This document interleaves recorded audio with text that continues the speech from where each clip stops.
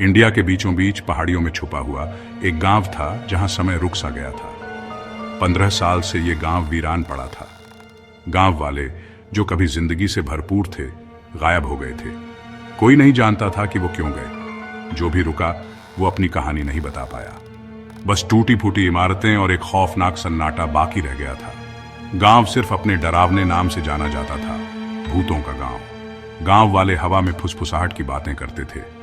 वो चांदनी में नाचते परछाइयों के किस्से सुनाते थे। कुछ कहते थे कि गांव पर श्राप था। दूसरे लोग किसी प्राचीन बुराई की बातें करते थे जो वहां रहती थी। सच्चाई जो भी हो, एक बात पक्की थी, अंधेरा होने के बाद कोई भी गांव में जाने की हिम्मत नहीं करता था। राज और अमित आम लोगों जैसे नहीं थे। वो अनजाने, अस्पष्ट की तरफ खींचे चले जाते थे। एक फेमस यूट्यूब चैनल के होस्ट्स होने के नाते वो दुनिया की सबसे डरावनी जगहों को ढूंढते थे। उनका कैमरा अंधेरे के खिलाफ उनका हथियार था, जो दुनिया को दिखाने के लिए भूत प्रेत के सबूत इकट्ठा करता था। उन्होंने भूतों के गांव के बारे में सुना था। उन्हें खतरा पता था, फिर भी वो उस वीरान गांव की तरफ खींचे चले गए। उनका मिशन सिंपल था, गांव में एक रात बिताना, उसकी भूतिया हिस्ट्री रिकॉर्ड करना, अंधेरे का सामना करना। उन्हें लगा कि उनका कैमरा उनकी रक्षा करेगा। वो गलत थे। दोपहर के सूरज की लंबी परछाइयां पड़ रही थी जब राज और अमित गांव में दाखिल हुए। हवा में सड़न की गंध भरी हुई थी और सन्नाटा बेचैन कर देने वाला था। उन्होंने फिल्मिंग शुरू कर दी। हर टूटी हुई इमारत और उगे हुए रास्ते को रिकॉर्ड किया। जैसे ही सूरज डूबने लगा, तापमान गिर गया। उनके ऊपर एक डर छा गया। तभी अमित ने उसे देखा।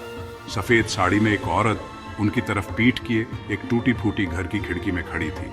उसने राज को आवाज दी। उसकी आवाज कांप रही थी। जैसे ही वो घर के पास पहुंचे, औरत गायब हो गई। अंदर या बाहर जाने का कोई और रास्ता नहीं था। उनके दिल जोर जोर से धड़क रहे थे। सेक्शन 4, हवा में फुसफुसाहट। रात हो गई। गांव में घुप अंधेरा था, सिर्फ उनके टॉर्च की धीमी रोशनी से टूटता हुआ। हवा तेज हो गई, खाली घरों से सीटी बजाती हुई। राज और अमित ने उसे तब सुना। एक धीमी फुसफुसाहट, हवा में धीरे से उनके नाम पुकारे जा रहे थे। वो घूमे, सोर्स ढूंढने लगे। वहां कुछ भी नहीं था। फिर भी फुसफुसाहट जारी रही, तेज होती गई, ज्यादा जिद करती हुई। राज बेचैन होने लगा। उसने अपनी गर्दन पर एक ठंडा हाथ महसूस किया, अपने पीछे एक मौजूदगी। वो मुड़ा, लेकिन वहां कोई नहीं था। अमित ने राज की आंखों में डर देखा, एक डर जो उसके अपने डर को दर्शाता था। वो अकेले नहीं थे। सेक्शन 5, अंधेरा छा जाता है। राज बदल गया। उसकी आंखें सूनी और बेजान हो गईं। उसकी आवाज जब वो बोला खोखली थी, एक भयानक फुसफुसाहट जिससे अमित की रीढ़ में सिहरन दौड़ गई। वो ऐसी बातें कर रहा था जो वो जान ही नहीं सकता था। वो एक ऐसी भाषा में बोल रहा था जो अमित ने पहले कभी नहीं सुनी थी, लेकिन एक आदिम भय से समझ गया था। राज, उसका दोस्त, चला गया था। किसी डार्क और पावरफुल चीज ने उसे ले लिया था। अमित ने राज को होश में लाने की कोशिश की, लेकिन उसके शब्दों का जवाब एक भयानक हंसी से मिला।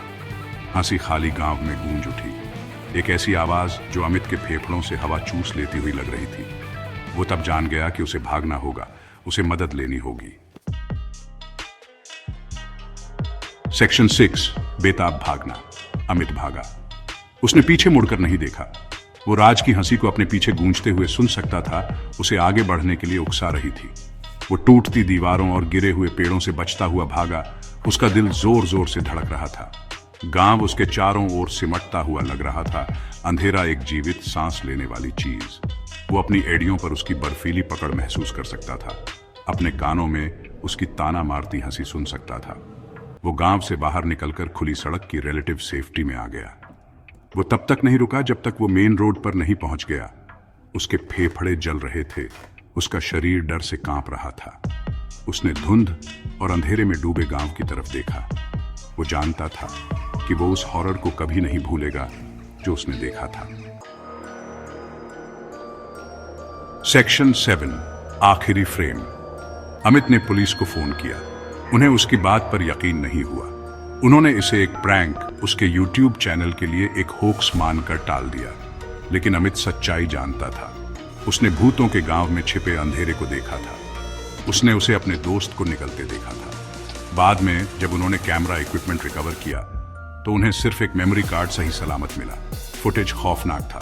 इसमें पूरी हॉरिफाइंग घटना दिखाई दे रही थी, जैसा अमित ने बताया था। लेकिन आखिरी फ्रेम ने सबसे कठोर संशयवादियों की भी रीढ़ में सिहरन दौड़ा दी। इसमें राज गांव के किनारे पर खड़ा था। उसके पजेस्ट चेहरे पर एक भयानक मुस्कान थी। वो सीधे कैमरे में देख रहा था और एक ऐसी आवाज में जो द्वेष से टपक रही थी, उसने फुसफुसाया, अगली बारी तुम्हारी है।